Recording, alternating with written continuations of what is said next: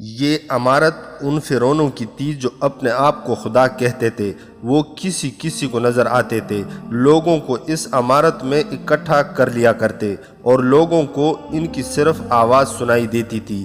یہ آواز ایسی سرنگوں میں سے گزر کر آتی تھی جن کے دہانے بڑے بڑے کمرے میں تھے مگر نظر نہیں آتے تھے۔ بولنے والا سرنگ کے دوسرے سرے پر ہوتا تھا جس کے متعلق کوئی جان نہیں سکتا تھا کہ کہاں ہے۔ وہ اسے خدا کی آواز سمجھتے تھے جو عام آدمی کو نظر نہیں آتا۔ ان بڑے کمروں میں روشنیوں کا ایسا انتظام ہوا کرتا تھا کہ مشعلیں نظر نہیں آتی تھی۔ کمرے روشن رہتے تھے، آئینے کی طرح چمکیلی دھات کی چادریں استعمال کی جاتی تھی جن سے چھپی ہوئی مشعلوں کی روشنی منعکس ہوتی تھی۔ وہ تو صدیوں پرانی بات تھی۔ اب صلاح الدین ایوبی کے دور میں اس عمارت میں پھر وہی آوازیں گونجنے لگی جنہیں لوگ خدا کی آوازیں سمجھا کرتے تھے۔ ذرا سے وقت میں لوگوں کے دلوں سے کھنڈروں کی ہیبت نکل گئی۔ وہ جب بڑے کمرے میں جاتے تو اس سے پہلے انہیں اندھیری اور فراخ سرنگوں میں سے گزرنا پڑتا تھا۔ آگے بہت ہی فراخ اور اونچی چھت والا کمرہ آ جاتا جس میں روشنی ہوتی مگر کوئی مشعل نظر نہیں آتی تھی۔ وہاں گونج کی طرح آواز آتی، ہم نے تمہیں اندھیروں میں سے نکال کر روشنی دکھائی ہے، یہ کوئی طور کی روشنی ہے، اس نور کو دلوں میں داخل کر لو۔ فرعونوں کی بدروحیں بھی مر گئی ہیں، اب یہاں موسیٰ کا نور ہے اور اس نور کو عیسیٰ اور زیادہ منور کرے گا۔ خدا کو یاد کرو، کلمہ پڑھو۔ اور لوگ حیرت سے منہ کھولے اور آنکھیں پھاڑے ایک دوسرے کو دیکھتے اور کلمہ طیبہ گنگنانا شروع کر دیتے تھے۔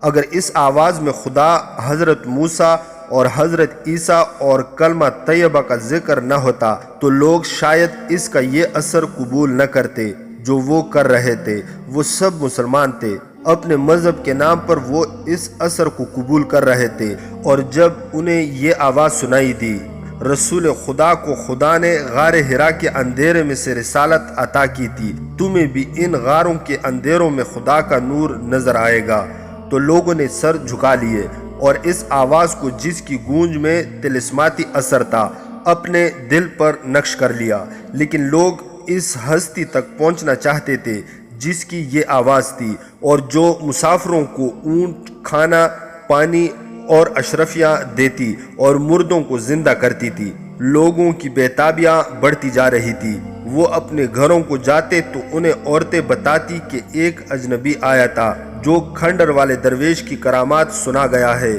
وہ کہتا تھا کہ اس نے درویش کی زیارت کی ہے۔ ایک روز ان دیہات میں جو سب سے بڑا گاؤں تھا، وہاں کی مسجد کے پیش امام سے لوگوں نے استفسار کیا۔ اس نے کہا، وہ مقدس انسان ہے، صرف نیک لوگوں سے ملتا ہے۔ نیک وہ ہوتا ہے جو خون خرابہ نہ کرے، صلح اور امن کی زندگی بسر کرے۔ یہ مقدس درویش حضرت عیسیٰ کا پیغام لایا ہے۔ اس پیغام میں محبت ہے، جنگ و جدل نہیں۔ اس پیغام میں یہ نصیحت ہے کہ کسی کو زخمی نہ کرو بلکہ زخمی کے زخموں پر مرہم رکھو۔ اگر تم لوگ ان اصولوں پر زندگی بسر کرو گے تو یہ درویش تمہاری کایا پلٹ دے گا۔ جب ایک امام مسجد نے بھی اس مقدس درویش کو اور اس کی آواز کو برحق کہہ دیا تو کسی شک و شبے کی گنجائش نہ رہی۔ لوگوں کے ٹھٹ کے ٹھٹ کھنڈروں میں جانے لگے تو اعلان ہوا کہ ہر جمعرات کے روز اندر جانے کی اجازت ہوگی اور شام کو میلہ لگا کرے گا۔ چنانچہ اس روز سے جمعرات کا دن مخصوص ہو گیا اور اس کے ساتھ ہی عورتوں کو بھی وہاں جانے کی اجازت مل گئی۔ اب کھنڈروں کے اندر اپنی مرضی سے کوئی نہیں جا سکتا تھا۔ جمعرات کے روز ان لوگوں کے ارد گرد میلے کا سما تھا۔ دور دور سے لوگ اونٹوں، گھوڑوں اور خچروں پر پیدل بھی آتے اور شام کو کھنڈروں میں جانے کے وقت کا انتظار کرتے۔ اندر کی سنسنی خیز دنیا میں انقلاب آ گیا۔ وہاں اب لوگوں کو گناہ اور نیکی کے، تاریکی اور روشنی کے تصورات ایسی صورت میں نظر آتے تھے کہ لوگ انہیں مجسم اور متحرک صورت میں دیکھتے اور حیرت زدہ ہوتے تھے۔ کسی کو کوئی الٹا سیدھا سوال اور شک کرنے کی جرت نہیں ہوتی تھی اور نہ ہی وہ کسی سوال اور شک کی ضرورت محسوس کرتے تھے۔ سورج غروب ہوتے ہی اس اندھیری سرنگ کا منہ کھل جاتا جو اندر لے جاتی تھی۔ یہ دراصل اس عمارت کے درمیان سے گزرنے والا راستہ تھا۔ اس کی دیواریں بہت بڑے بڑے بلاکوں کی تھی، اوپر ایسی ہی چھت تھی۔ یہ سرنگ ہر 10-12 قدموں بعد دائیں یا بائیں کو مڑتی تھی۔ اس کے دروازے سے یا دہانے سے باہر چند ایک آدمی کھڑے ہوتے تھے۔ ان کے پاس کھجوروں کے انبار لگے ہوتے تھے۔ یہ کھجوریں لوگوں کی لائی ہوئی ہوتی تھی۔ نذرانہ کیا جاتا تھا۔ زائرین کھجوریں ایک جگہ ڈھیر کر دیتے تھے۔ کھجوروں کے پاس پانی کے مشکیزیں رکھے ہوتے تھے۔ شام کو جب زائرین کو اندر جانے کی اجازت ملتی تو دروازے پر ہر ایک کو 3 کھجوریں کھلا کر چند گھونٹ پانی پلایا جاتا اور اندر بھیج دیا جاتا۔ تاریک سرنگ سے گزر کر جب یہ لوگ روشن حال کمرے میں پہنچتے تو وہاں انہیں آوازیں سنائی دیتی تھی، کلمہ طیبہ پڑھو، اپنے اللہ کو یاد کرو، حضرت موسیٰ تشریف لے آئے ہیں، حضرت عیسیٰ کا ظہور ہونے والا ہے، دل سے بدی اور دشمنی نکال دو، لڑائی جھگڑا ختم کر دو، اور دیکھو ان کا حشر جنہیں جنت کا دھوکہ دے کر لڑایا گیا تھا۔ اس آواز کے ساتھ ہی لوگوں کی آنکھوں میں نہایت تیز روشنی پڑتی، انہیں ایک طرف منہ کر کے کھڑا کیا جاتا، ان کی آنکھیں خیرہ ہونے لگتی تو روشنی ذرا مدھم ہو جاتی، اس کے بعد روشنی کبھی تیز ہوتی کبھی مدھم، اور لوگوں کو سامنے والی دیوار پر ستارے چمکتے نظر آتے۔ ان ستاروں میں جنبش ہوتی اور انتہائی مکروہ اور بدی شکلوں والے انسان جاتے نظر آتے۔ گونجدار آواز سنائی دیتی، یہ سب تمہاری طرح جوان اور خوبصورت تھے، انہوں نے خدا کا پیغام نہ سنا، یہ کمر کے ساتھ تلواریں سجا کر گھوڑوں پر سوار ہوئے اور اپنے جیسے خوبصورت جوانوں کو قتل کیا۔ انہیں دھوکہ دیا گیا کہ تم لڑو، مر جاؤ گے تو جنت میں جاؤ گے، دیکھ لو ان کا انجام۔ خدا نے انہیں شیطان کے درندے بنا کر کھلا چھوڑ دیا ہے۔ ان آوازوں کے ساتھ بادل کی گرج اور بجلی کی کڑک سنائی دیتی، کچھ اور آوازیں بھی سنائی دیتی جو مختلف درندوں کی معلوم ہوتی تھی۔ روشنی اتنی تیز ہو جاتی کہ دیکھنے والوں کی آنکھیں چندیا جاتی، پھر لمبے لمبے دانتوں والے درندے دائیں سے بائیں جاتے نظر آتے۔ یہ بھی انسان تھے لیکن ان کی شکلیں بڑے ہی ڈراؤنے بھیڑیوں جیسی تھی۔ انہوں نے بازوؤں پر برہنہ لڑکیاں اٹھا رکھی تھی۔ یہ لڑکیاں جوان اور خوبصورت تھی، لڑکیاں تڑپتی تھی۔ بادل کی گرج اور زیادہ بلند سنائی دیتی اور آواز آتی، انہیں اپنے حسن پر ناز تھا، انہوں نے خدا کے حسن کو ناپاک کیا تھا۔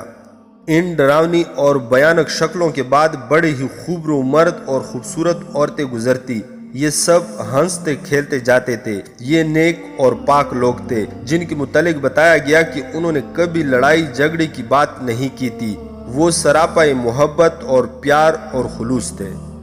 اس کے بعد زائرین کو ایک تہہ خانے میں لے جایا جاتا جہاں انسانی ہڈیوں کے بنجر بھی تھے اور خوبصورت لڑکیاں بھی گھومتی پھرتی اور مسکراتی نظر آتی تھی۔ تھوڑی تھوڑی دیر بعد آواز سنائی دیتی، حضرت عیسیٰ کا ظہور ہونے والا ہے، جنگ و جدل اور خون خرابہ دل سے نکال دو۔ تہہ خانے کا ایک راستہ اور تھا جس سے لوگوں کو باہر نکال دیا جاتا۔ لوگوں پر ایسا تاثر طاری ہوتا تھا جیسے وہ سو گئے تھے اور انہوں نے بڑا ہی عجیب و غریب خواب دیکھا ہو جو ڈراؤنا تھا اور خوبصورت بھی۔ وہ ایک بار پھر اندر جانے کو بےتاب ہوتے تھے لیکن کسی کو اس طرف جانے نہیں دیا جاتا تھا جدھر سے لوگ اندر جاتے تھے۔ وہ اپنے گھروں کو واپس نہیں جانا چاہتے تھے، رات وہیں کھنڈروں کے قریب ہی گزار دیتے تھے۔ وہاں کچھ لوگ ان کے پاس بیٹھ کر انہیں اندر کے راز بتاتے تھے۔ ایک راز یہ تھا کہ اندر جس کی آواز سنائی دیتی تھی وہ خدا کی طرف سے یہ پیغام لے کر آیا ہے کہ حضرت عیسیٰ دنیا میں آ رہے ہیں اور خلیفۃ العاضد بھی دنیا میں واپس آ گیا ہے۔ العاضد فاطمی خلافت کا خلیفہ تھا جس کی گدی مصر میں تھی۔ سلطان ایوبی نے اسے معزول کر کے مصر کو بغداد کی خلافت عباسیہ کے تحت کر دیا تھا۔ العاضد اس کے فوراً بعد مر گیا تھا۔ یہ 2-2.5 سال پہلے کا واقعہ تھا۔ فاطمیوں نے صلیبیوں اور حشیشین کے ساتھ ساز باز کر کے ایک سازش تیار کی تھی جس کے تحت سلطان ایوبی کا تختہ الٹنا اور مصر میں فاطمی خلافت بحال کرنا تھا۔ اس سازش کی کامیابی کے لیے سوڈانیوں کو تیار کیا جا رہا تھا کہ وہ مصر پر حملہ کر دیں۔ کھنڈر کے مریدوں کی تعداد اور اس کی عقیدت مندی میں اضافہ ہوتا جا رہا تھا، اور جنوب مغربی علاقے کے لوگ قائل ہوتے جا رہے تھے کہ حضرت عیسیٰ خلیفۃ العاضد کو واپس بھیج چکے ہیں اور خود بھی واپس آ رہے ہیں۔ ان لوگوں نے فوج میں بھرتی ہونے سے توبہ کر لی تھی، کیونکہ وہ جنگ و جدل کو گناہ سمجھنے لگے تھے۔ صلاح الدین ایوبی کو ایک گنہگار بادشاہ قرار دے دیا گیا تھا، جو اپنی بادشاہی کو وسعت دینے کے لیے جوانوں کو یہ دھوکہ دے کر فوج میں بھرتی کرتا تھا کہ وہ شہید ہوں گے اور سیدھے جنت میں جائیں گے۔ کھنڈروں کی اندر کی دنیا لوگوں کے لیے عبادت گاہ بن گئی تھی۔ بعض نے تو ٹیلوں کے علاقوں میں ہی ڈیرے ڈال دیے تھے اور اس مقدس درویش کی زیارت کے لیے بے قرار رہتے تھے، جس کی آواز کھنڈروں میں سنائی دیتی تھی، مگر وہ انہیں نظر نہیں آتا تھا۔ یہ ایک نیا فرقہ جنم لے رہا تھا۔ اس زخمی حشیشین کو، جو سلطان ایوبی پر قاتلانہ حملے میں زخمی ہوا تھا، علی بن سفیان قاہرہ لے گیا، جہاں اسے ایک الگ تھلگ مکان میں رکھا گیا تھا۔ سلطان ایوبی کے حکم کے مطابق اس کے علاج کے لیے ایک جراح مقرر کر دیا گیا۔ وہ آخر مجرم تھا۔ اسے جس مکان میں رکھا گیا، اس کے دروازے پر ایک سنتری کھڑا رہتا تھا۔ وہ ابھی بھاگنے کے قابل نہیں تھا۔ کھنڈروں کی نشاندہی اس نے کی تھی۔ فیصلہ ہوا کہ یہ ٹھیک ہو جائے تو اس کی رہنمائی میں جاسوس بھیج کر کھنڈروں کے اندر کے حالات دیکھے جائیں گے۔ ہو سکتا تھا کہ یہ زخمی جھوٹ بول رہا ہو۔ علی بن سفیان نے قاہرہ آتے ہی اپنے نائب حسن بن عبداللہ اور کوتوال غیاث بلبیس سے کہہ دیا تھا کہ وہ اس علاقے میں اپنا کوئی مخبر اور جاسوس نہ بھیجیں، جس کے متعلق انہیں رپورٹ ملی ہے کہ وہاں کے لوگ فوج کے خلاف ہو گئے ہیں۔ علی کو کسی بہت بڑے اور کارآمد انکشاف کی توقع تھی۔ زخمی کو معلوم نہیں کیوں یہ وہم ہو گیا تھا کہ وہ زندہ نہیں رہے گا۔ وہ روتا تھا اور بار بار اپنے گاؤں کا نام بتا کر کہتا تھا کہ میری بہن کو بلا دو، میں اسے دیکھ نہیں سکوں گا۔ علی بن سفیان اس کی اس کمزوری کو اس سے مزید راز اگلوانے کے لیے استعمال کر رہا تھا۔ زخمی اپنی بہن کے متعلق غیر معمولی طور پر جذباتی تھا۔ علی کو جب یقین ہو گیا کہ زخمی کے سینے میں اب اور کوئی بات نہیں رہ گئی، تو اس نے 2 پیغمبر بلا کر انہیں زخمی کا گاؤں اور علاقہ بتایا اور کہا کہ اس کی بہن کو اپنے ساتھ لے آئیں۔ یہ علاقہ مصر کے جنوب مغرب میں ہی تھا۔ پیغمبر اسی وقت روانہ ہو گئے۔ سلطان ایوبی محاذ پر پہنچ گیا اور شعبہ کے قلعے میں چلا گیا۔ اس کے چہرے پر قاتلانہ حملے کا کوئی تاثر نہیں تھا، جیسے کچھ ہوا ہی نہیں۔ اس کے محافظ دستے کا کمانڈر اور دیگر حکام جو اس کے ساتھ تھے بہت پریشان اور شرمسار تھے۔ وہ ڈرتے بھی تھے کہ سلطان ایوبی کسی نہ کسی مقام پر ان پر برس پڑے گا اور جواب طلبی بھی کرے گا، مگر اس نے اس طرف اشارہ بھی نہیں کیا۔ البتہ اپنی مرکزی کمان کے فوجی حکام سے کہا، آپ نے دیکھ لیا کہ میری زندگی کا کوئی بھروسہ نہیں، آپ میری جنگی چالیں غور سے دیکھتے رہا کریں۔ دشمن نے جو دوسرا محاذ کھول رکھا ہے، وہ اس پر گہری نظر رکھیں اور تخریب کاروں کی پکڑ دکڑ اور سرکوبی کرتے رہیں۔ اس نے کسی سے اتنا بھی نہ کہا کہ محافظ دستے کی چھان بین کی جائے۔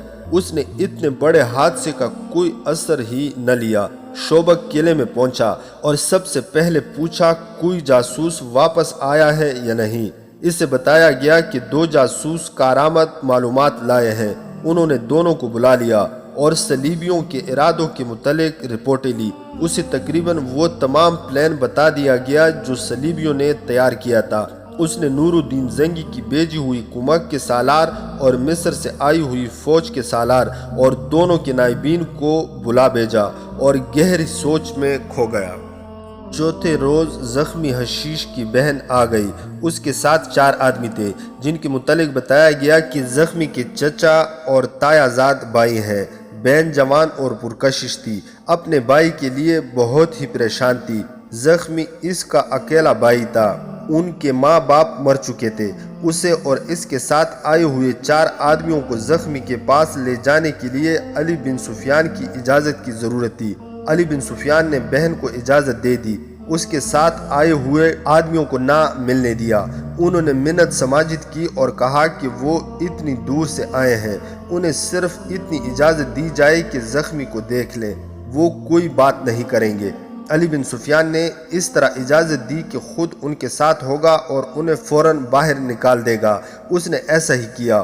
اسی وقت ان سب کو زخمی کے پاس لے گیا۔ بہن نے بھائی کو دیکھا تو اس کے اوپر گر پڑی، بھائی کا منہ چومنے لگی اور زاروں قطار رونے لگی۔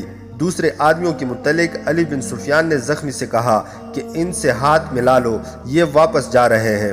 اس نے چاروں سے ہاتھ ملایا تو علی بن سفیان نے انہیں باہر چلے جانے کو کہا اور یہ بھی کہہ دیا کہ وہ آئندہ اس سے نہیں مل سکیں گے۔ وہ چلے گئے۔ بہن نے علی بن سفیان کے قدموں میں بیٹھ کر اس کے پاؤں پکڑ لیے اور رو رو کر منت کی کہ اسے بھائی کی خدمت کے لیے وہیں رہنے دیا جائے۔ علی بن سفیان ایک بہن کی ایسی جذباتی التجا کو ٹھکرا نہ سکا۔ اس نے لڑکی کی جامع تلاشی لی اور اسے وہیں رہنے کی اجازت دے دی اور وہاں سے چلا گیا۔ بہن بھائی اکیلے رہ گئے تو بہن نے بھائی سے پوچھا کہ اس نے کیا کیا ہے۔ بھائی نے بتا دیا۔ بہن نے پوچھا کہ اس کے ساتھ کیا سلوک ہوگا۔ بھائی نے جواب دیا، امیر مصر پر قاتلانہ حملے کا جرم بخشا تو نہیں جائے گا۔ اگر ان لوگوں نے مجھ پر رحم کیا تو سزائے موت نہیں دیں گے، ساری عمر کے لیے تہہ خانے کی قید میں ڈال دیں گے۔ پھر میں ساری عمر تمہیں نہیں دیکھ سکوں گی۔ بہن نے پوچھا، نہیں شارجہ، بھائی نے رندیائی ہوئی آواز میں کہا، پھر میں بھی مر نہیں سکوں گا، جی بھی نہیں سکوں گا۔ وہ جگہ بڑی خوفناک ہے جہاں مجھے ہمیشہ کے لیے قید کر دیں گے۔ بہن جس کا نام شارجہ تھا بچوں کی طرح بلبلا اٹھی۔ اس نے کہا، میں نے تمہیں اسی وقت بھی روکا تھا کہ ان لوگوں کے چکر میں نہ پڑو، مگر تم نے کہا کہ صلاح الدین ایوبی کا قتل جائز ہے۔ تم لالچ میں آ گئے تھے، تم نے میری بھی پرواہ نہ کی۔ میرا کیا بنے گا؟ تم نہ ہوئے تو میرا آسرا کون ہوگا؟ زخمی بھائی کا ذہن تقسیم ہو گیا تھا۔ کبھی وہ پچھتاوے کی باتیں کرتا اور کہتا کہ وہ ان لوگوں کے جانسے میں آ گیا تھا۔ اس نے یہ بھی کہا، صلاح الدین ایوبی انسان نہیں، خدا کا بھیجا ہوا فرشتہ ہے۔ ہم 4 ہٹے کٹے جوان مل کر بھی اتنا نہ کر سکے کہ اس کے جسم پر خنجر کی نوک سے خراشی ڈال دیتے۔ اس پر زہر نے بھی اثر نہیں کیا۔ اس اکیلے نے 3 کو جان سے مار دیا اور مجھے موت کے منہ میں ڈال دیا۔ یہ کہنے والے جھوٹ تو نہیں کہتے کہ صلاح الدین ایوبی کا ایمان اتنا مضبوط ہے کہ اسے کوئی گنہگار قتل نہیں کر سکتا۔ بہن نے کہا، تم چاروں مسلمان تھے، اتنا بھی نہ سوچا کہ وہ بھی مسلمان ہے۔ اس نے خدا کے خلیفہ کی گدی کی توہین کی ہے۔ زخمی بھائی کا دماغ الٹی طرف چل پڑا۔ اس نے جوشیلے لہجے میں کہا، تم نہیں جانتی کہ خلیفۃ العاضد خدا کے بھیجے ہوئے خلیفہ تھے، جو کچھ بھی تھا۔ بہن نے کہا، میں یہ جانتی ہوں کہ تم میرے بھائی ہو اور مجھ سے ہمیشہ کے لیے جدا ہو رہے ہو۔ کیا تمہارے بچنے کی کوئی صورت پیدا ہو سکتی ہے؟ شاید پیدا ہو جائے، بھائی نے جواب دیا۔ میں نے اس شرط پر انہیں سارے راز بتا دیے ہیں کہ میرا گناہ بخش دیں، مگر میرا گناہ اتنا سنگین ہے جو شاید نہ بخشا جائے۔ اس وقت زخمی کو سو جانا چاہیے تھا اور اسے اتنا زیادہ بولنا نہیں چاہیے تھا کیونکہ پیٹ کے زخم کھل جانے کا ڈر تھا، مگر وہ بولتا جا رہا تھا اور بہن رو رہی تھی۔ بولتے بولتے اسے پیٹ کے زخم میں ٹھیس محسوس ہونے لگی اور وہ بے حال ہو گیا۔ اس نے بہن سے کہا، شارجہ باہر جاؤ، کوئی آدمی ملے تو اسے کہو کہ طبیب یا جراح کو بلا دے، میں مر رہا ہوں۔ شارجہ دوڑتی باہر گئی۔ باہر سنتری کھڑا تھا۔ اس نے اسے بھائی کی حالت بتائی تو اس نے شارجہ کو اس جراح کے گھر کا راستہ بتا دیا جسے زخمی کی دیکھ بھال کے لیے مقرر کیا گیا تھا۔ اسے سختی سے حکم دیا گیا کہ دن ہو یا رات زخمی کو زندہ رکھنے کی پوری کوشش کرے۔ وہ شاہی جراح تھا۔ شارجہ دوڑتی گئی۔ جراح کا گھر بالکل قریب تھا۔ شارجہ نے جراح کو بھائی کی حالت بتائی تو وہ بھاگم بھاگ آیا اور زخمی کو دیکھا۔ اس کے پیٹ کی پٹی خون سے لال ہو گئی تھی۔ جراح نے فوراً پٹی کھول دی۔ خون بند کرنے کے لیے اس میں سفور ڈالے اور بہت سا وقت صرف کر کے پٹی باندھی۔ خون بند ہو گیا۔ اس نے زخمی کو دوائی پلا دی جس کے اثر سے اسے نیند آ گئی اور وہ سو گیا۔ شارجہ اس جوان سال جراح کو حیرت اور دلچسپی سے دیکھتی رہی۔ اسے توقع نہیں تھی کہ اتنی رات گئی کوئی اس کے مجرم بھائی کو دیکھنے آ جائے گا، لیکن جراد دوڑتا آیا اور اس نے اتنے انہماک سے زخمی کی مرہم پٹی کی کہ شارجہ کو حیران کر دیا۔ زخمی کی آنکھ لگ گئی تو جرا نے آنکھیں بند کر کے اور ہاتھ اوپر اٹھا کر سرگوشی کی۔ زندگی اور موت تیرے ہاتھ میں ہے میرے خدا، اس بد نصیب کے حال پر رحم کرو، اسے زندگی عطا کر دے خدائے ذوالجلال۔ شارجہ کے آنسو نکل آئے، اس پر جرا کا تقدس طاری ہو گیا۔ اس نے جرا کے قریب دوزانوں ہو کر اس کا ایک ہاتھ پکڑا اور چوم لیا۔ جرا کے پوچھنے پر شارجہ نے بتایا کہ وہ زخمی کی بہن ہے۔ اس نے جرا سے پوچھا، کیا آپ کے دل میں اتنا زیادہ رحم ہے کہ میرے بھائی کو آپ تکلیف میں نہیں دیکھ سکتے، یا اسے اس لیے زندہ رکھنا چاہتے ہیں کہ یہ آپ کو راز کی ساری باتیں بتا دے؟ مجھے اس سے کوئی دلچسپی نہیں کہ اس کے پاس کوئی راز ہے یا نہیں، جرا نے کہا۔ میرا فرض یہ ہے کہ اس سے زندہ رکھوں اور اس کے زخم بالکل ٹھیک کر دوں۔ میری نگاہ میں مومن اور مجرم میں کوئی فرق نہیں۔ آپ کو شاید معلوم نہیں کہ اس کا جرم کیا ہے، شارجہ نے کہا۔ اگر معلوم ہوتا تو آپ اس کے زخم پر مرہم رکھنے کے بجائے اس میں نمک بھر دیتے۔ مجھے معلوم ہے، جرا نے جواب دیا، لیکن میں اسے زندہ رکھنے کی پوری کوشش کروں گا۔ شارجہ اتنی متاثر ہوئی کہ اس نے جرا کے ساتھ اپنی باتیں شروع کر دی۔ اس سے بتایا کہ اس کے ماں باپ اس کے بچپن میں مر گئے تھے۔ اس وقت اس کا بھائی 10-11 سال کا تھا۔ اس نے شارجہ کو پالا پوسا اور جوان کیا۔ اگر اس کا بھائی نہ ہوتا تو کوئی نہ کوئی اسے اغوا کر کے لے جاتا۔ بھائی نے زندگی بہن کے لیے وقف کر دی تھی۔ جرا انہماک سے اس کی باتیں سنتا رہا اور اسے اس خیال سے باہر صحن میں لے گیا کہ زخمی کی آنکھ نہ کھل جائے۔ جرا ایسے انداز سے شارجہ کی باتیں سن رہا تھا جیسے وہ رات یہیں گزارے گا، مگر وہ جانے لگا تو شارجہ نے اس کا ہاتھ پکڑ کر کہا، آپ چلے جائیں گے تو مجھے ڈر آئے گا۔ جرا نے اسے بتایا کہ وہ اسے اپنے ساتھ نہیں لے جا سکتا، اس کے ساتھ رہ بھی نہیں سکتا۔ جرا گھر میں اکیلا رہتا تھا۔ وہ شارجہ کی خاطر کچھ دیر اور رک گیا اور رات کے پچھلے پہر گیا۔ دوسرے دن کا سورج ابھی طلوع نہیں ہوا تھا کہ وہ زخمی کو دیکھنے آ گیا۔ اس نے رات والے انہماک سے اس کی مرہم پٹی کی، زخمی کو دودھ پلایا اور ایسا کھانا دیا جو شارجہ نے کبھی خواب میں بھی نہیں دیکھا تھا۔ اس دوران علی بن سفیان آیا، زخمی کی حالت دیکھ کر چلا گیا، لیکن جرا نہ گیا۔ وہ شارجہ کے ساتھ باتیں کرتا اور اس کی باتیں سنتا رہا۔ اس روز شام تک وہ 3 بار زخمی کو دیکھنے آیا، حالانکہ وہ صرف دوپہر کو آیا کرتا تھا۔ شام کو وہ چلا گیا تو زخمی نے اپنی بہن سے کہا، شارجہ میری ایک بات غور سے سن لو، میری زندگی اس جرا کے ہاتھ میں ہے، لیکن میں دیکھ رہا ہوں کہ تمہیں دیکھ کر یہ میرا علاج پہلے سے زیادہ اچھے طریقے سے کرنے لگا ہے۔ میں موت قبول کر لوں گا مگر اتنی زیادہ قیمت نہیں دوں گا جو اس نے دل میں رکھ لی ہے۔ مجھے شک نہیں، یقین ہے کہ یہ مجھے زندہ رکھنے کے لیے تمہاری عزت کا نذرانہ لینا چاہتا ہے۔ میں تو اسے فرشتہ سمجھتی ہوں، شارجہ نے کہا۔ اس نے ابھی تک کوئی ایسا اشارہ بھی نہیں کیا، اور میں بچی تو نہیں، لیکن میں اسے ایسا نہیں سمجھتی۔ شارجہ کا انداز ایسا تھا جس نے بھائی کو شک میں ڈال دیا کہ وہ جرا میں دلچسپی لیتی ہے۔ اس رات جرا آیا، زخمی سو گیا تھا، شارجہ جاگ رہی تھی۔ وہ جرا کے ساتھ صحن میں چلی گئی۔ کچھ دیر باتیں ہوتی رہیں۔ جرا نے اس سے کہا کہ اس کا بھائی دوائی کے اثر سے اتنی گہری نیند سو گیا ہے کہ صبح تک اس کی آنکھ شاید نہیں کھلے گی۔ آؤ میرے گھر چلو۔ شارجہ کچھ جھجکی، لیکن جرا کی پیشکش ٹھکرا نہ سکی، اس کے ساتھ چلی گئی۔ یہ خوبرو جوان سال اور حلیم طبع جرا اکیلا رہتا تھا۔ شارجہ بالغ دماغ لڑکی تھی، اسے توقع تھی کہ آج رات یہ آدمی اس کے سامنے بے نقاب ہو جائے گا، مگر ایسا نہ ہوا۔ وہ اس کے ساتھ ہمدرد دوستوں کی طرح باتیں کرتا رہا۔ لڑکی کو اس کے اتنے مشفقانہ سلوک نے پریشان کر دیا۔ اس نے بے اختیار اس سے پوچھا، میں صحرا کے دور دراز علاقے کی غریب سی لڑکی ہوں اور ایک ایسے مجرم کی بہن ہوں جس نے مصر کے بادشاہ پر قاتلانہ حملہ کیا ہے۔ اس کے باوجود آپ میرے ساتھ ایسا سلوک کیوں کر رہے ہیں؟ جس کی میں حقدار نہیں ہوں۔ جرا نے مسکراہٹ کے سوا کوئی جواب نہ دیا۔ لڑکی نے صاف کہہ دیا، مجھ میں اس خوبی کے سوا اور کچھ بھی نہیں کہ میں جوان لڑکی ہوں، اور شاید میری شکل و صورت بھی اچھی ہے۔ تم میں ایک اور خوبی بھی ہے جس کا تمہیں علم نہیں۔ جرا نے کہا، تمہاری عمر اور تمہاری ہی شکل و صورت کی میری ایک بہن تھی۔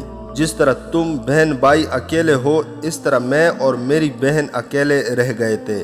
میں نے تمہارے بھائی کی طرح اپنی بہن کو پالا پوسا اور اپنی زندگی اور ساری خوشیاں اس کے لیے وقف کر دی تھی۔ وہ بیمار ہوئی اور میرے ہاتھوں میں مر گئی۔ میں اکیلا رہ گیا۔ تمہیں دیکھا تو شک ہوا جیسے میری بہن مجھے مل گئی ہے۔ اگر تم اپنے آپ کو جوان اور خوبصورت لڑکی سمجھتی ہو اور میری نیت پر شک ہے تو اس کا یہی علاج ہے کہ میں تم میں ایسی دلچسپی کا اظہار نہیں کروں گا جو اب تک کیا ہے۔ تمہارے بھائی میں پوری دلچسپی لیتا رہوں گا۔ اسے ٹھیک کرنا میرا فرض ہے۔ شارجہ رات دیر سے وہاں سے واپس آئی۔ جرا اس کے ساتھ تھا۔ لڑکی کے شکوک رفع ہو چکے تھے۔ دوسرے دن جرا زخمی کو دیکھنے گیا۔ اس نے شارجہ کے ساتھ کوئی بات نہ کی۔ وہ جانے لگا تو شارجہ نے باہر جا کر اسے روک لیا۔ وہ رو رہی تھی۔ اسے ڈر تھا کہ جرا اس سے ناراض ہو کر چلا گیا ہے۔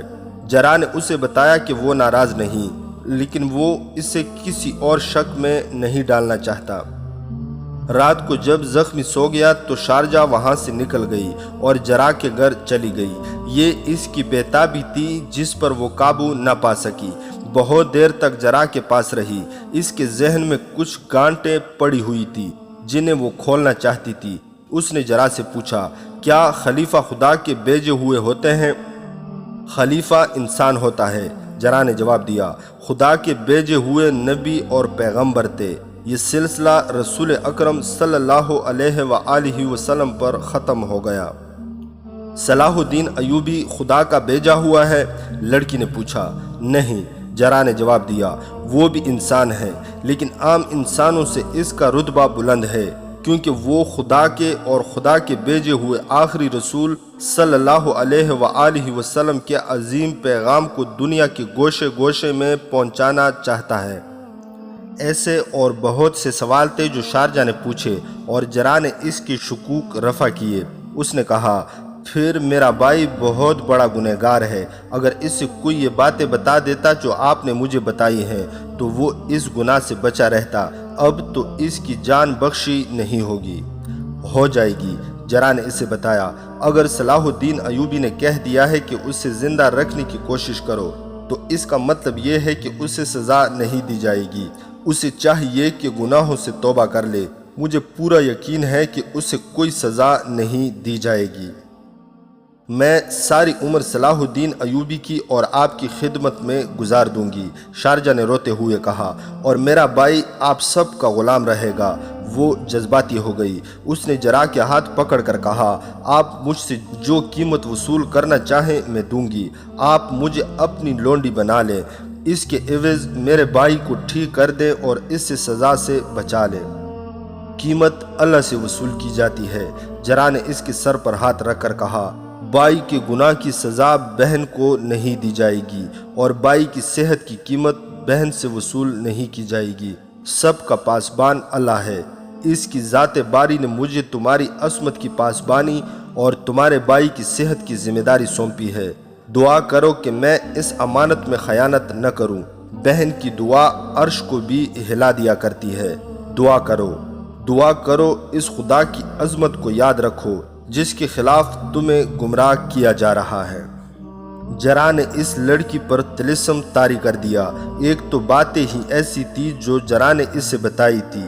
تاثر تو جرا کے سلوک نے پیدا کیا تھا۔ جرا کے متعلق تو اس سے کچھ اور ہی شک ہو گیا تھا، لیکن وہ کچھ اور نکلا۔ اس سے جیسے احساس ہی نہیں تھا کہ ایسی تنہائی میں اور رات کے وقت اتنی حسین اور جوان لڑکی اس کے رحم و کرم پر ہے۔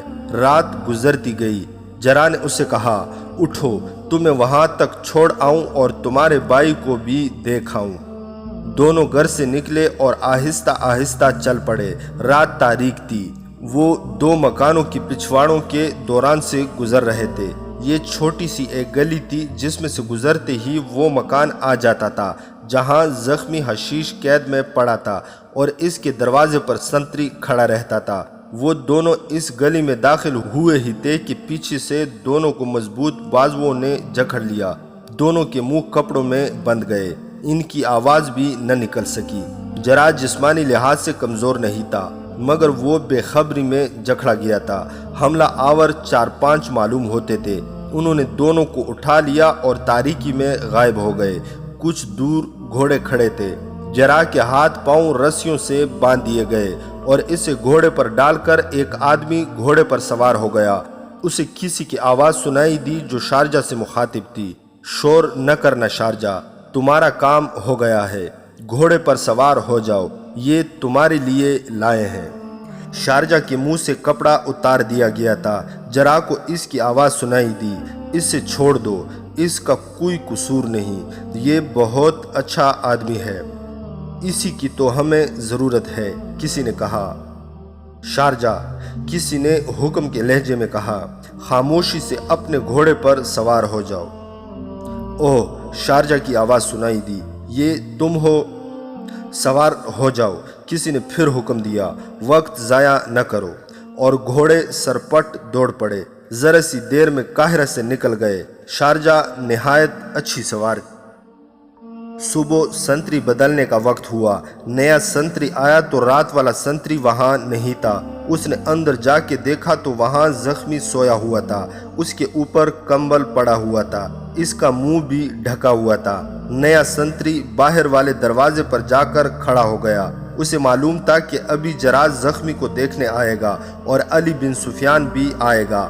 اسے یہ بھی معلوم تھا کہ زخمی کی بہن زخمی کے ساتھ رہتی ہے اور اس کے سوا اندر جانے کی کسی کو اجازت نہیں، مگر بہن بھی اسے کہیں نظر نہ آئی تھی۔ سورج طلوع ہوا تو علی بن سفیان آیا۔ اس نے سنتری سے پوچھا کہ جراح آ چکا ہے اور زخمی کو دیکھ کر چلا گیا ہے؟ سنتری نے اسے بتایا کہ جراح نہیں آیا، پہلا سنتری یہاں نہیں تھا اور اندر زخمی کی بہن بھی نہیں ہے۔ علی بن سفیان یہ سوچ کر اندر گیا کہ زخمی کی تکلیف بڑھ گئی ہوگی اور اس کی بہن جراح کو بلانے چلی گئی ہوگی۔ علی بن سفیان کے لیے ہی نہیں، یہ زخمی سلطنت اسلامیہ کے لیے بھی مصر جتنا قیمتی تھا۔ اس کے صحتیاب ہونے کا انتظار تھا اور ایک بہت بڑی خطرناک سازش کے بے نقاب ہونے کی توقع تھی۔ وہ تیزی سے اندر گیا۔ زخمی کے سر سے پاؤں تک کمبل پڑا تھا۔ علی بن سفیان کو تازہ خون کی بو محسوس ہوئی۔ اس نے زخمی کے منہ سے کمبل ہٹایا تو یوں بدک کر پیچھے ہٹ گیا جیسے وہ زخمی نہیں اژدہا تھا۔ اس نے وہیں سے باہر کھڑے سنتری کو آواز دی۔ سنتری دوڑتا اندر گیا۔ علی بن سفیان نے اس سے زخمی کا چہرہ دکھاتے ہوئے پوچھا، یہ رات والا سنتری تو نہیں؟ نئے سنتری نے چہرہ دیکھ کر حیرت اور گھبراہٹ سے بوجھل آواز میں کہا، یہی تھا، یہ اس بستر پر کیوں سویا ہوا ہے حضور؟ زخمی کہاں ہے؟ یہ سویا ہوا نہیں، علی بن سفیان نے اس سے کہا، مرا ہوا ہے۔ اس نے کمبل اٹھا کر پرے پھینک دیا۔ بستر خون سے لال تھا۔ وہ زخمی حشیش نہیں بلکہ رات والے سنتری کی لاش تھی۔ علی بن سفیان نے دیکھا، لاش کے دل کے قریب خنجر کے 2 زخم تھے۔ زخمی حشیش غائب تھا۔ علی بن سفیان نے کمرے میں، صحن میں اور باہر زمین کو غور سے دیکھا، کہیں خون کا ایک قطرہ بھی نظر نہ آیا۔ اس سے ظاہر ہوتا تھا کہ سنتری کو زندہ اٹھا کر اندر لایا گیا اور بستر پر لٹا کر اس کے دل میں خنجر مارے گئے۔ اسے تڑپنے نہیں دیا گیا اور نہ خون کے چھینٹے بکھرے ہوئے تھے۔ وہ مر گیا تو اس پر کمبل ڈال دیا گیا اور قاتل زخمی قیدی کو اٹھا کر لے گئے اور اس کی بہن کو بھی لے گئے۔ صاف ظاہر تھا کہ زخمی کی بہن نے زخمی کے فرار میں مدد دی ہے۔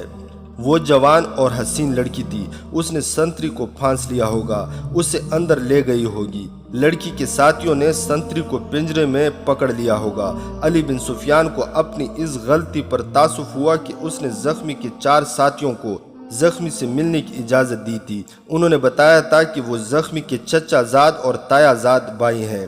وہ اندر آ کر دیکھ گئے تھے کہ یہاں کے حفاظتی انتظامات کیا ہیں۔ اس سے بہن کو بھی یہاں رہنے کی اجازت نہیں دینی چاہیے تھی۔ اس نے یہ بھی یقین نہیں کیا تھا کہ یہ لڑکی زخمی کی بہن تھی یا اس گروہ کی فرد تھی۔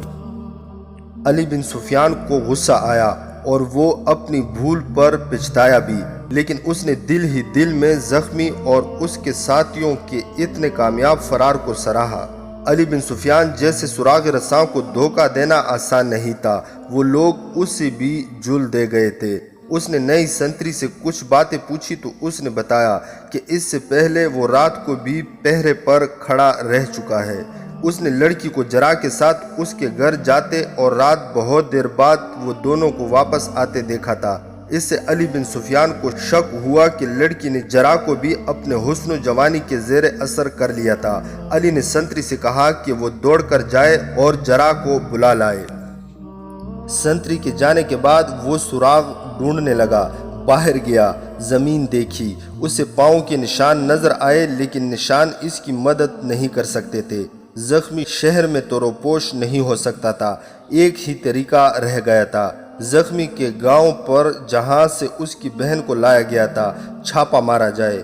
وہ گاؤں بہت دور تھا۔ سنتری نے واپس آ کر بتایا کہ جرح گھر نہیں ہے۔ علی بن سفیان اس کے گھر گیا۔ اس کی ملازم نے بتایا کہ جرح رات بہت دیر بعد ایک لڑکی کے ساتھ باہر نکلا تھا، پھر واپس نہیں آیا۔ اس لڑکی کے متعلق اس نے بتایا کہ پہلے بھی جرح کے ساتھ آ چکی ہے۔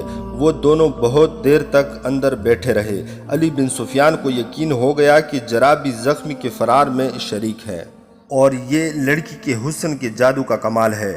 علی نے اپنے محکمے کے سراغ رسانوں کو بلایا اور انہیں فرار کے متعلق بتایا۔ وہ سب ادھر ادھر بکھر گئے۔ ایک جگہ انہیں بہت سے گھوڑوں کے کھروں کے نشان نظر آئے۔ ارد گرد کے رہنے والوں میں سے 3-4 آدمیوں نے بتایا کہ رات انہوں نے بہت سے گھوڑے دوڑنے کی آوازیں سنی تھی۔ سراغ رسان کھروں کو دیکھتے شہر سے نکل گئے، مگر آگے جانا بیکار تھا۔ رات کے بھاگے ہوئے گھوڑوں کو اب کھرے دیکھ دیکھ کر پکڑنا کسی پہلو ممکن نہیں تھا۔ انہیں صرف اتنا پتہ تھا کہ مفرور اس سمت کو گئے ہیں۔ علی بن سفیان کے کرنے کا کام اب یہیں رہ گیا تھا کہ قائم مقام امیر مصر تقی الدین کو اطلاع دے دے کہ زخمی حشیش کو اس کے ساتھی اغوا کر کے لے گئے ہیں۔ اسے یہ خیال بھی آیا کہ زخمی نے راز کی جو باتیں بتائی تھی وہ بے بنیاد تھی اور اس نے اپنی جان بچانے اور فرار کا موقع پیدا کرنے کے لیے یہ چال چلی تھی۔ وہ سلطان ایوبی کو بھی اور علی بن سفیان کو بھی الو بنا گیا۔ آدھا دن گزر گیا تھا جب علی بن سفیان تقی الدین کو اطلاع دینے کے لیے چلا گیا۔ اس وقت اس کا زخمی قیدی جو کھڑا ہونے کے بھی قابل نہیں تھا قاہرہ سے بہت دور ایک ویرانے میں پہنچ چکا تھا، مگر وہ زندہ نہیں تھا۔ جرح کے ہاتھ پاؤں بندھے ہوئے تھے اور وہ ایک گھوڑے پر بے جان چیز کی طرح پڑا ہوا تھا۔ اس کی ٹانگیں گھوڑے کے ایک طرف، اوپر کا دھڑ اور بازو دوسری طرف تھے۔ رات بھر وہ اسی حالت میں رہا تھا۔ صبح کا اجالا صاف نہیں ہوا تھا جب گھوڑے رکے۔ جرح کی آنکھوں پر پٹی باندھ دی گئی۔ اسے پٹی باندھنے والا آدمی نظر نہیں آ سکا کیونکہ اس کا سر نیچے تھا۔ پٹی بن جانے کے بعد اس کے پاؤں کھول دیے گئے اور اسے گھوڑے پر بٹھا دیا گیا۔ اس کے ہاتھ بندھے رہے۔ اس کے پیچھے ایک آدمی گھوڑے پر سوار ہو گیا اور گھوڑے ذرا سے آرام کے بعد پھر چل پڑے۔ اسے اتنا ہی پتہ چل سکتا تھا کہ اس کے پیچھے چند اور گھوڑے آ رہے ہیں اور سوار آہستہ آہستہ باتیں کر رہے ہیں۔ گھوڑے چلتے گئے اور سورج اوپر اٹھتا گیا۔ پھر جرح نے محسوس کیا کہ گھوڑا چڑھائی پر چڑھ رہا ہے، تھوڑے تھوڑے فاصلے پر دائیں یا بائیں مڑ رہا ہے، نیچے اتر رہا ہے۔ اس سے وہ اندازہ کر رہا تھا کہ یہ علاقہ ٹیلوں اور کھائیوں کا ہے۔ بہت دیر بعد جب سورج سر پر آ گیا اسے پیچھے سے بلند آوازیں سنائی دی جن سے اسے پتہ چلا کہ کوئی سوار گر پڑا ہے۔ اس کا گھوڑا رک گیا اور پیچھے کو مڑا۔ اسے اس طرح کی آواز سنائی دی، اٹھا لو، سائے میں لے چلو، بے ہوش ہو گیا ہے۔ او خدایا، اس کا خون بہہ رہا ہے۔ اسے شارجہ کی گھبرائی ہوئی آواز سنائی دی، جرح کی آنکھیں اور ہاتھ کھول دو، وہ خون روک لے گا ورنہ میرا بھائی مر جائے گا۔ یہ زخمی حشیش تھا جو گھوڑے سے گر پڑا تھا۔ رات بھر کی گھڑ سواری سے اور گھوڑا اتنی تیز بھگانے سے اس کے پیٹ کا زخم کھل گیا تھا اور ان کے زخم سے بھی خون جاری ہو گیا تھا۔ وہ درد کو برداشت کر رہا تھا، خون نکلتا رہا۔ آخر یہاں آ کر خون اتنا نکل گیا کہ اس پر غشی طاری ہو گئی اور وہ گھوڑے سے گر پڑا۔ اسے اٹھا کر ایک ٹیلے کے سائے میں لے گئے، اس کے منہ میں پانی ڈالا لیکن پانی حلق سے نیچے نہ گیا، اس کے کپڑے خون سے تر ہو گئے تھے۔ داستان ایمان فروشوں کی اگلی قسط آپ لوگ ہماری نیکسٹ ویڈیو میں ملاحظہ کر سکتے ہیں۔ مزید حقیقی اور تاریخی واقعات کے لیے اس چینل کو سبسکرائب کرنا نہ بھولیے گا۔